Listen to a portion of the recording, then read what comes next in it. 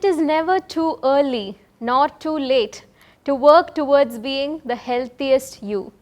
Very good evening, viewers. Welcome to the 90th episode of BMC Global Live AL-HILAL Health World. Nothing but lifestyle. Myself, your host, Marina Francis. From the time the pandemic has begun, when we see some symptoms of the slightest sickness, maybe a flu or a small fever, it is common that we get very worried about it. And these days, we find that along with rising cases of COVID-19, there are also rising cases of viral fever among people in Bahrain, including the children. It has become a matter of concern. Therefore, in today's episode of Health World, we have taken up the topic viral fever to understand more about it and so to know how to prevent it. We have a very apt person joining with us today to talk to us about the topic, an ENT specialist with over 8 years of experience in the field. It is my pleasure to welcome Dr. Muhammed Ahsan. He has completed his MBBS from Calicut Medical College and MS from SDM College, Karnataka, and he is currently working at Al-HILAL Hospital, Manama branch. Good evening, doctor. Welcome to Al-HILAL Health World. Thank you for joining with us once again. Thank you. Doctor, as I mentioned, viral fever has become a rising concern these days. I feel after the schools also have begun and due to the climate change. But I feel that most of us do not have a clear idea on what is viral fever. Doctor, can you elaborate what is viral fever? Sure. Viral fever as such is a term for usually any temperature rise. We collectively call it as a viral fever. Okay. Usually our average body temperature is around 37.1 degrees centigrade or 98.4 Fahrenheit. Okay. So any rise in temperature above that we usually consider as a fever. And in case of viral fever, it is due to the immune mechanism in our body which fights against the viral particles which has entered into our body. It produces certain products like pyrogens. So it will elevate the body temperature to fight against the virus. Okay. That's why we have fever. Usually viral fever, it's a acute disease and it may persist for 3 to 5 days or more than that, up to 14 days also. Usually seen common in climate changes, especially during in monsoon as in our tropical areas in our country, or in Bahrain also we have seen a lot of viral fevers during summer or in the winter also.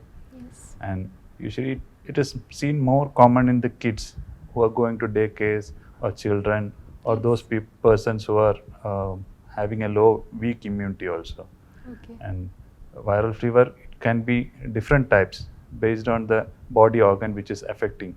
Usually we see a lot of respiratory viral infection which affect our respiratory system. Okay. Like we know COVID or the normal flu, seasonal flu, influenza or the respiratory virus, other viruses are there, SARS, MERS, lot of viruses are there which affect our respiratory system. Okay.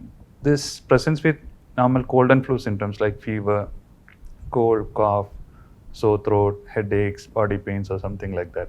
Okay. Those are the respiratory viral infections. Okay. Then we have other groups also like gastrointestinal viral infection which presents with abdominal pain, diarrhea, vomiting. Those are more commonly seen in kids. Viral diarrheas like it is seen with the rotavirus, norovirus, some adenovirus also. And we have other viral infection like hemorrhagic viral infection. In such cases, viral fever, it's associated with our circulatory system failure.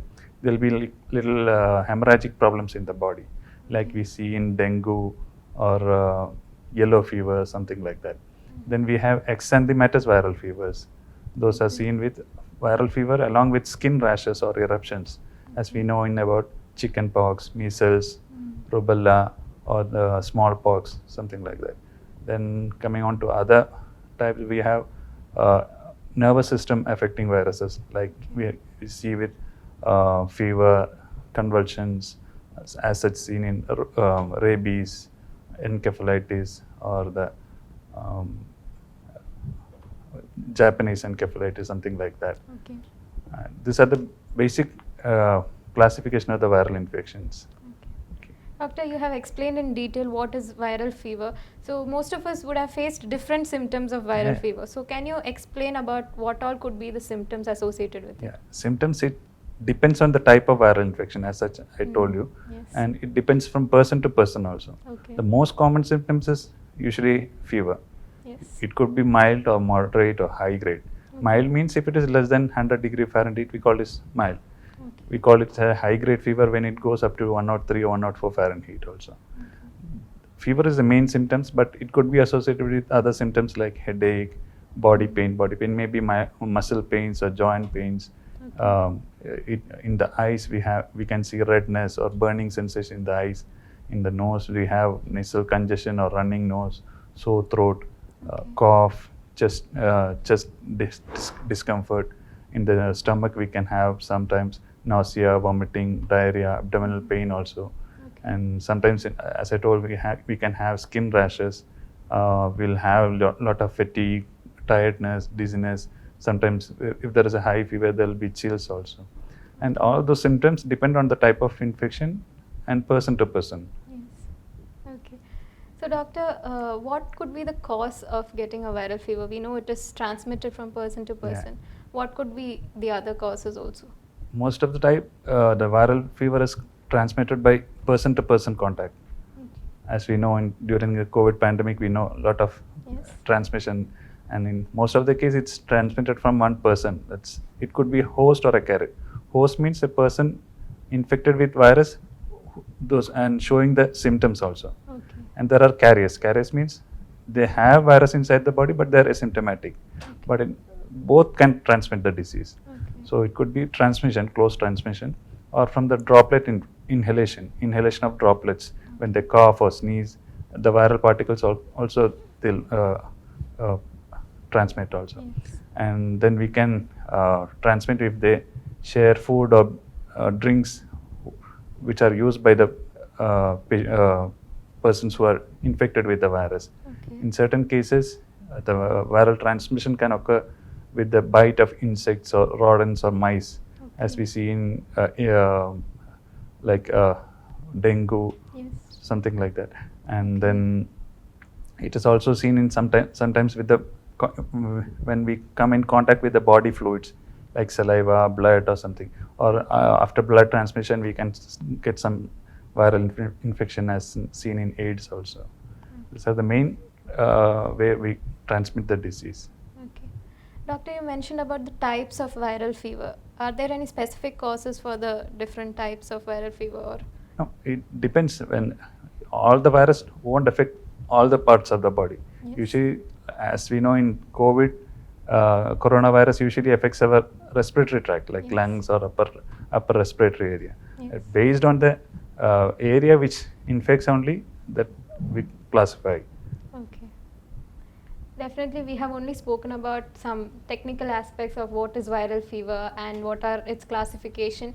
We need to most importantly know about how to prevent viral fever. We will talk about it, but I'm taking a short break. In this gap, do share this episode to your dear and near ones. Definitely they'll find it useful. So we'll be back after a short break.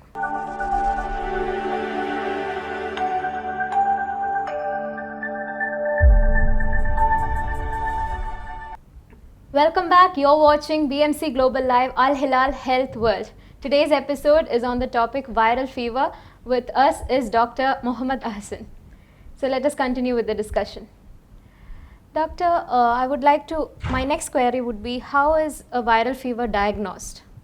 Usually the viral fever or any fever, it's based on the clinical assessment.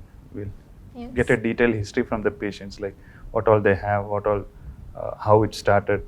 Based on those things only, we clinically diagnose it. And for confirmation, we sometimes may need some blood tests, urine tests, swab tests, or saliva test, or some specific viral antigen or antibody tests also. Basically, we do a blood test like WBC count test. We can come to know what type of infection it is, and we can identify whether it is a viral or bacterial also. But this all could be done initially only, but usually in viral infection, when it stays for more than 3 or 5 days, usually secondary bacterial or other opportunity infection comes. Then we may get mixed up, like bacterial infection or a viral infection. Okay. Doctor, so once viral fever is diagnosed, how do we proceed with the treatment of viral fever?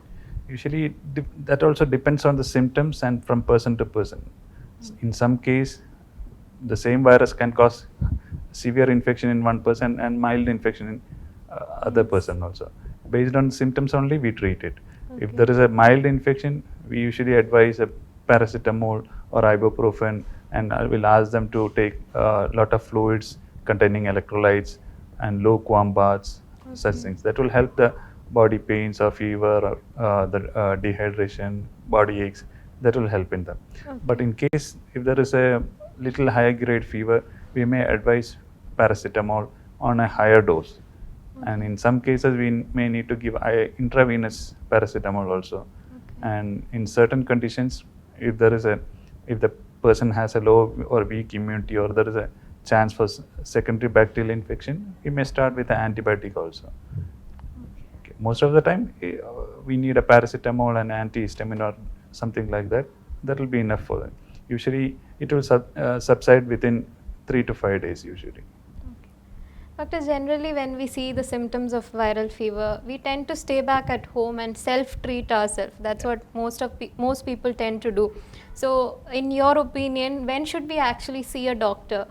What would you advise? Self-treatment is okay, but most of the people over-medicate. Some people will take more medicines, like unnecessary antibiotics also. You should not self-medicate. Like, you should be knowing little about the medications and their dosage, minimum level you should know. Then only you should self-treat. Otherwise, always you should consult a doctor. In such cases, you have to take proper bed rest, home rest also, and drink lot of fluids, which prevents dehydration, the muscle pains and all. And take paracetamol or Panadol or something, tablet like that, along with the painkillers. You can take normally you can take such things. Eat a healthy and nutritious food which is easily digestible. And then always maintain personal hygiene, and you have to add immunity boosters like zinc, honey, or vitamin C in your diet also. And always properly dispose of your tissues which you use, so that you can prevent the transmission to other persons also. And other things like, do not start with the antibiotic unnecessarily. If you take antibiotics every time when you get a viral fever, you may develop antibiotic resistance also. Then it will be difficult to treat in the actual scenario. So, and if you feel lot of chills, you should not use over blanket or more clothes. That will cause body will get sensitized to that also. And you should not stay in extreme climates like too hot or too cold. It should be a normal room temperature. So doctor, I think today the most important question is to know how to prevent from getting a viral fever. What is your advice?